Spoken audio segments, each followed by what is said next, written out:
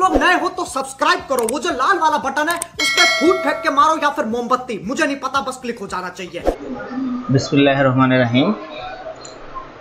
प्रिय दर्शक আমার স্নেহের ছাত্রছাত্রীরা, 2024 শিক্ষাবর্ষের বার্ষিক সামষ্টিক মূল্যায়নের বিষয়ভিত্তিক নির্দেশনা জীবন ও জীবিকা ষষ্ঠ শ্রেণী বার্ষিক পরীক্ষার সিলেবাস সম্পর্কে একটু আলোচনা করব। প্রশ্ন প্রণয়নের ক্ষেত্রে লক্ষণীয় এই বিষয়টি, এগুলো শিক্ষকরা দেখবেন। আমরা দেখছি বার্ষিক পরীক্ষার পাঠ্য সিলেবাস। সিলেবাসটি আমাদের অভিজ্ঞতার নাম 1 আগামী স্বপ্ন, পেজ 44 থেকে 58। আর্থিক ভাবনা, এটা পেজ নাম্বার 59 থেকে 78 পর্যন্ত। আমার জীবন আমার লক্ষ্য 79 থেকে 96 পেজ পর্যন্ত। 10 মিলি করি কাজ 97 থেকে 112 নম্বর পেজ পর্যন্ত। স্কিল কোর্স 2, এখানে স্কিল কোর্স 2 চারা রোপণতার পরিচর্যা, এটা 133 থেকে 143 নম্বর পেজ পর্যন্ত। মূল্যায়ন কাঠামোতে এখানে আমাদের শিক্ষণকালীন মূল্যায়ন আছে 30% এবং সামষ্টিক মূল্যায়ন হবে 70%। এখন শিক্ষণকালীন মূল্যায়ন, এখানে আমাদের 30 মার্কের বন্টন দেওয়া আছে। আমরা অ্যাসাইনমেন্ট, ব্যবহারিক কাজ যা করব, পাঠ্যপুস্তকে 56, 72, 108 এবং 110 তে দেওয়া এক এক কাজ,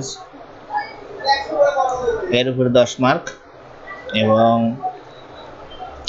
অনুসন্ধানমূলক কাজ, প্রতিবেদন উপস্থাপনা, এখানে পৃষ্ঠা নাম্বার 73 তে দেওয়া কাজ, 63 এবং 88 তে দেওয়া কাজ, প্রতিবেদন উপস্থাপন পৃষ্ঠা 143 দেওয়া কাজ, এটার জন্য 10। পাঠ্যপুস্তকের সন্নিবিষ্ট একক কাজ, দলগত কাজ, ছক পূরণ, বক্স পূরণ, ফ্লোচার্ট অঙ্কন, এর উপরে 10% মার্ক, 10 মার্ক। সামষ্টিক মূল্যায়ন প্রশ্নের ধারা ও মান বন্টন, এখানে নৈর্ব্যক্তিক প্রশ্ন, বহু নির্বাচনী মানে মাল্টিপল চয়েস 15টি থাকবে, 15টি উত্তর দিতে হবে, প্রতিটি মান 1, 15। এক কথায় উত্তর 10টি থাকবে, 10টি উত্তর দিতে হবে, মান 1, 10 মার্ক। সংক্ষিপ্ত উত্তর প্রশ্ন 10টি, প্রতিটি নম্বর 2টি।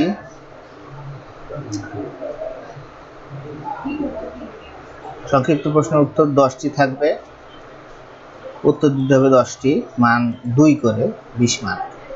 রচনামূলক প্রশ্ন দৃশ্যপটবিহীন 5টি, এখানে কোনো ছবি থাকবে না, আনসিন কম্প্রিহেনশনের মতো 3টি উত্তর দিতে হবে, 5 মার্ক করে, 3 × 5 = 15।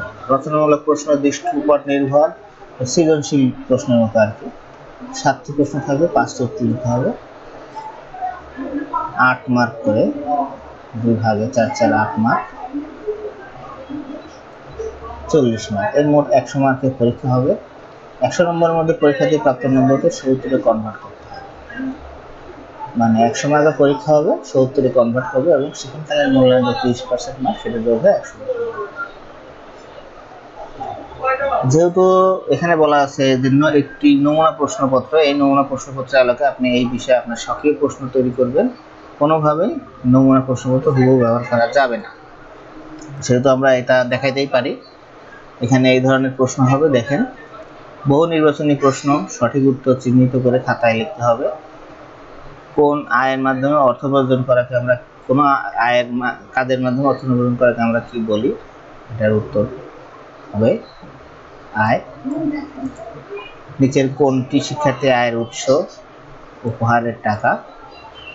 লিখিত যোগাযোগের মাধ্যম কোনটি, এটা হচ্ছে ম্যাগাজিন।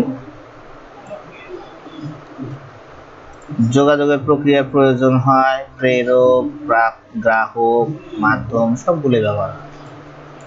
সঠিক উত্তর সবগুলো। নিচের কোনটি সঞ্চয়ের সূত্র,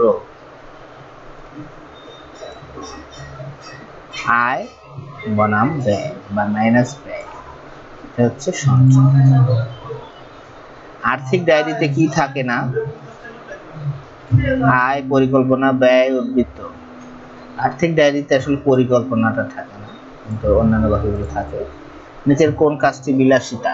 প্রয়োজনীয় খাতা পেন্সিল কেনা, টিফিন ক্রয়, পড়ার বই কেনা না পারফিউম ক্রয়? সবাই বুঝতে পারছে এটা পারফিউম ক্রয় হবে। কোন খাতে ইকো ট্যুরিজম বিপুল সম্ভাবনা রাখে? পর্যটন খাতে। কার্যকর তথ্য প্রাপ্তির জন্য প্রাপককে সুবিধা কি করতে হয়? আগে প্রথমে আমাদের অবশ্যই প্রশ্ন করতে হবে, কি ধরনের প্রশ্ন দরকার সেটা প্রশ্ন করতে হবে। নিচের কোনটি লক্ষণ নির্বাচনের বিবেচনা করা আবশ্যক নয়? নিচের কোনটি লক্ষণ নির্বাচনের বিবেচনা করা আবশ্যক নয়? সুনির্দিষ্ট কিনা, অর্জনযোগ্য কিনা, লাভজনক নয়, সব সময়ের মধ্যে পূরণ হবে কিনা। নিচের কোনটি লক্ষণ নির্বাচনে বিবেচনা করা আবশ্যক নয়?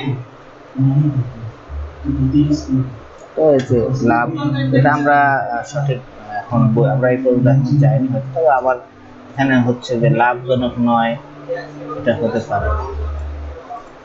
যাই হোক, আমার মতে এখানে সুনির্দিষ্ট লক্ষ্য তো থাকতেই হবে, অর্জনযোগ্য কিনা সেটাও থাকতে হবে, সময়ের মধ্যে পূরণ হবে কিনা এটা তো থাকতে হবে।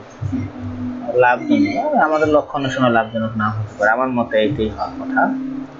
চালকবিহীন গাড়ি আবিষ্কারের ফলে বেকারত্ব বাড়বে, বেকারত্ব কমবে, মানুষ আরো বাড়বে, নতুন প্রশিক্ষণ কেন্দ্র চালু। চালকবিহীন গাড়ি আবিষ্কার হলে অনেকটা বেকারত্ব আমি মনে করি বাড়বে, কারণ অনেকের কাজ কমে যাবে। ভয়েস টেকনোলজির কাজ নয় কোনটি? মানুষের আদেশ যোগাযোগ করতে পারবে, প্রযুক্তি ব্যবহারকারী কণ্ঠস্বর চিনতে পারবে, ফোনে বিভিন্ন কাজ করতে নির্দেশ দিতে পারবে, ফোন ব্যবহারকারী নিরাপত্তা নিশ্চিত করতে পারবে। ভয়েস টেকনোলজির কাজ নয় কোনটি? মানুষের আদেশে যোগাযোগ করতে পারবে, প্রযুক্তি ব্যবহারকারী কণ্ঠস্বর চিনতে পারবে, এটা ভয়েস টেকনোলজিতে হয়। মানুষের আদেশে যোগাযোগ করতে পারবে, এটা ভয়েস টেকনোলজি। ফোনে বিভিন্ন কাজ, ফোনকে বিভিন্ন কাজ করতে নির্দেশ দিতে পারবে, এটা ভয়েস টেকনোলজিতে বলা যায়। ফোন ব্যবহারকারী নিরাপত্তা নিশ্চিত করতে পারবে। ভয়েস টেকনোলজিতে কোন ধরনের নিরাপত্তা আসলে একটু আমার মনে হচ্ছে এটাই, ভয়েস টেকনোলজির সাহায্যে নিরাপত্তা নিশ্চিত করা কতটুকু সম্ভব। 3D প্রিন্টার হলো ত্রিমাত্রিক মডেল তৈরি প্রযুক্তি, এটা হবে। লক্ষ্য নির্ধারণের ক্ষেত্রে প্রযোজ্য নয় কোনটি? লক্ষ্য সুনির্দিষ্ট হতে হবে, বিকল্প লক্ষ্য নির্ধারণ করতে হবে, লক্ষ্য অর্জন যোগ্য হতে হবে, সময়াবদ্ধ হতে হবে।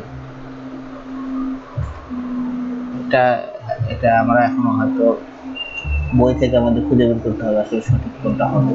সুনির্দিষ্ট তো হবে, হতে হবে লক্ষ্য নির্ধারণ ক্ষেত্রে, বিকল্প লক্ষ্য নির্ধারণ করতে হবে, লক্ষ্য অর্জনযোগ্য হতে হবে, সময়াবদ্ধ হতে হবে। সময় এটা খুব একটা প্রয়োজন, সময় নিয়ে আমরা কাজ করতে পারি, এটা পরিকল্পনা হলো কাজের নকশা, কাজের নিয়ন্ত্রণ, কাজের নির্দেশনা, কাজের সমন্বয়। পরিকল্পনা আসলে এখানে আমরা কাজের সমন্বয়টাই আমি মনে করি, তাই হতে পারে, এটা আমরা বই থেকে পড়ে নিব, খুঁজে বের করতে হবে, এটাই আমাদের কাজ। প্রথমে এক কথায় উত্তর প্রশ্ন, 3টি প্রশ্ন উত্তর দাও। কোন ধরনের কার্ড ব্যবহার করে যে কোনো স্থান থেকে ব্যাংকে টাকা জমা তোলা যায়? এটা এটিএম কার্ড। তারপরে কম্পোস্ট কোন ধরনের সার? চ্যারিটি ফাউন্ডেশন কি ধরনের প্রতিষ্ঠান? চারা রোপণ করার জন্য উপযুক্ত মাটি কোনটি?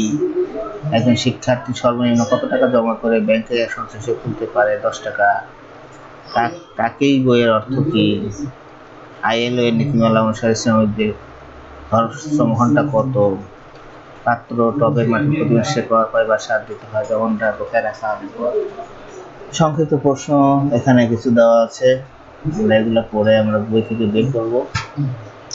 তোমার প্রয়োজনে এটা স্ক্রিনশট দিয়ে রাখতে পারো। রচনামূলক প্রশ্ন আমাদের দৃশ্যপটবিহীন, সরাসরি আমরা রচনামূলক প্রশ্ন দিতে পারি। 3টে দেওয়া আছে, 5টা হবে, এখান থেকে যেকোনো 3টা উত্তর দিতে হবে। ঘ বিভাগের রচনামূলক প্রশ্ন সৃজনশীল প্রশ্নের মতো। মনে করো বর্ষাকাল, তোমার বাড়িতে আলো বাতাস মনে তুমি একটি চারা গাছ রোপণ করতে চাও, সেক্ষেত্রে তোমার অনেকগুলো কাজ সম্পাদন করতে হবে, তাতে চারাগুলো সুষ্ঠু পরিবেশের মাধ্যমে সুন্দরভাবে তুলে থাকে এবং বেড়ে ওঠে। এই যে 2টা করে প্রশ্ন আছে, 4 4 8, দৃশ্যপট নির্ভর এগুলা। এভাবে আমরা এগুলা প্রয়োজনে স্ক্রিনশট করে নিয়ে এগুলা স্টাডি করতে পারি। আমার মেয়েরা যারা আমাদের স্টুডেন্ট আছে তাদেরকে আমি এগুলা সমাধান করে দেবো ইনশাআল্লাহ। এখানে আছে নমুনা প্রশ্নের আলোকে উত্তর।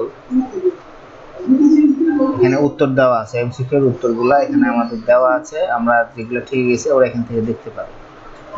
তারপরে এই যে যেগুলো আছে মোটামুটি আমাদের সবগুলোরই প্রশ্নের উত্তর মোটামুটি দেওয়া আছে। এই ছিল ষষ্ঠ শ্রেণীর জীবন ও জীবিকা বিষয়ের বার্ষিক পরীক্ষা নির্দেশনা। আমরা যতদিন ক্লাস হবে ক্লাসেও আমরা রিডিং করে পড়ে সেখান থেকে এই ধরনের প্রশ্নগুলো নিজেরাও তৈরি করতে পারি, এবং আমরা এই প্রশ্নটা ফলো করে পড়াশোনা এগিয়ে গেলে আমরা আশা করি বার্ষিক পরীক্ষায় ভালো ফলাফল অর্জন করবো। সবাইকে ধন্যবাদ জানাই, আজকের মতো এখানে শেষ করছি।